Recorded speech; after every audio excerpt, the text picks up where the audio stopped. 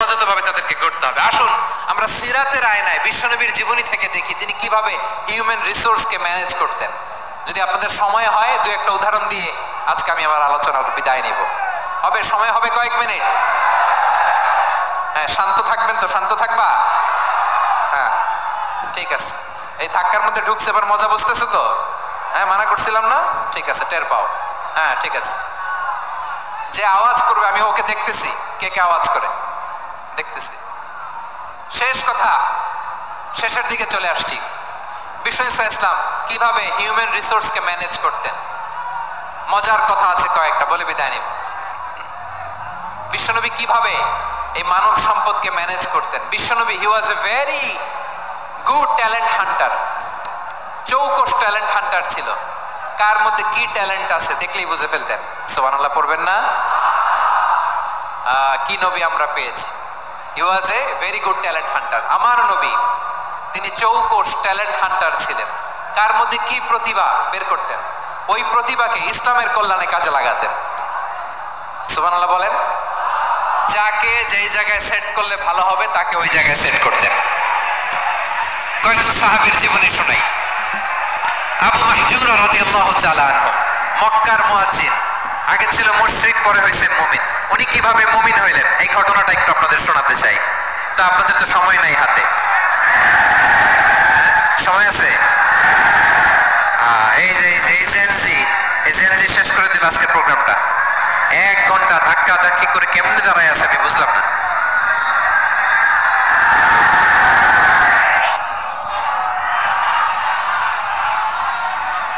না না তাকবির না, চুপ করতে হবে। What I need, you stop. Just shut up. চুপ। হ্যাঁ ঠিক আছে, এভাবে। আবু মাহজুরা রাদিয়াল্লাহু তাআলা আনহু কিভাবে মুসলিম হলেন আওয়াজ করে শুনেন। হুনাইনের যুদ্ধ 8ম হিজরি, বিশ্ব ইসলাম হুনাইনের যুদ্ধ শেষে ফিরতেছেন। পথিমধ্যে বেলাল রাদিয়াল্লাহু তাআলা, এই যে আবার কথা, আই রে আল্লাহ রে, এখানে ধাক্কা থাকি কেন? চলে যাও, পেছনে যাও, পেছনে যাও। কি আজীব তামাশা, যেখানে যাই এখানে ধাক্কা ধাক্কি, মারামারি, গায়ের উপরে কাঁধের উপরে শাউটিং। অনেক গুরুত্বপূর্ণ কথা পয়েন্ট করে নিয়ে আসে যে বলবো, এই শাউট করার কারণে প্রোগ্রামটাই নষ্ট করে দেয়। আসছে আমার ভালোবাসা দেখাইতে, প্রোগ্রামটাই শেষ করে দিয়ে চলে যায়। স্টপ।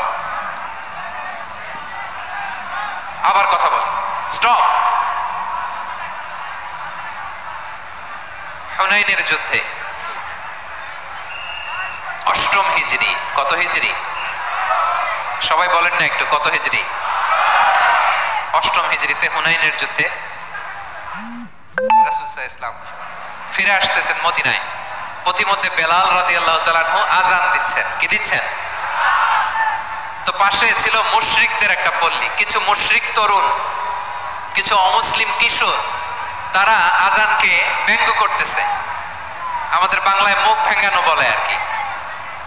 বেলাল রাদিয়াল্লাহু তাআলা আনহু আযান দিচ্ছেন, ওই বাচ্চাগুলো মুশরিক তো, ওরা আযানকে ব্যঙ্গ করতেছে, বিকৃতি করে ওরাও আযান দিচ্ছে। উদ্দেশ্য হচ্ছে আযানকে নিয়ে ঠাট্টা করা। উদ্দেশ্য কি?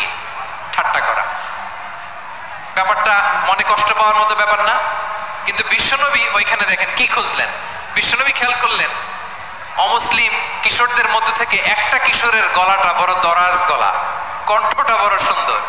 খেয়াল করে দেখলেন যে কিছু কিশোর বেলালের আযানকে ব্যঙ্গ করে, বিকৃতি করে, কিন্তু একজনের কণ্ঠ দেখতে পাচ্ছেন না এত দূরে, কিন্তু কণ্ঠটা বড় সুন্দর, দরাজ গলা। বিশ্বনবী সাহাবীদেরকে বললেন, ধরো এগুলারে, ধরো।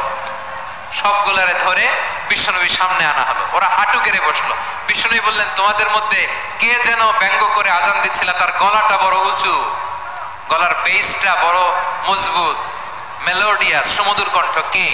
আবু মাহজুরা বলে, আমার বন্ধুরা সবাই আমার দিকে আঙ্গুল দেখায়, আমি পড়ে গেছি বিপদে। রাসূল সাল্লাল্লাহু আলাইহি ওয়াসাল্লাম বাকি অমুসলিম তরুণদেরকে ছেড়ে দিলেন, বললেন তোমরা যাও। এবার আবু মাহজুরারে পাইছে। আবু মাহজুরার চুলের মধ্যে হাত দিলেন বিশ্বনবী, মাথায় হাত দিয়ে বললেন, এবার আযান দাও দেখি। আবু মাহজুরা বলে, আমি তো আযান দিতে জানি না, কারণ আমি তো বেলালেরটা শুইনা দিছি, আমার তো মুখস্থ নাই, আমি তো আযান দিতে জানি না। বললেন, জানো না? তাহলে আসো আমি তোমারে শিখাই দেই। সুবহানাল্লাহ পড়েন। আবু মাহজুরা হাঁটু গেড়ে বসে, বিশ্বনবীর মোবারক হাত আবু মাহজুরার চুলের মধ্যে। বিশ্বনবী আজানের মুআল্লিম, আবু মাহজুরাকে বলতেছে, ঠিক আছে তোমারে শিখাই দিচ্ছি, আমি যা যা বলবো আমার সাথে সাথে বলো, পারবা? আবু মাহজুরা বলে, পারবো। বিশ্বনবী আজান দিচ্ছেন, মাথায় হাত দিয়ে আল্লাহু আকবার,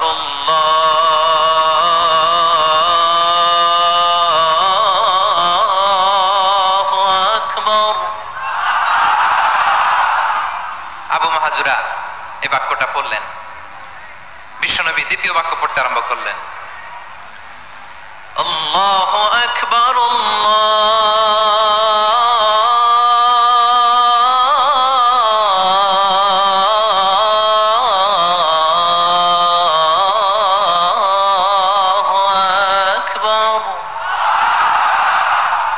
আবু মাহজুরা এই বাক্যটা বললেন। বিশ্বনবী আবু মাহজুরার মাথার মধ্যে হাত দিয়ে তৃতীয় বাক্য বললেন, আশহাদু আল্লা ইলাহা ইল্লাল্লাহ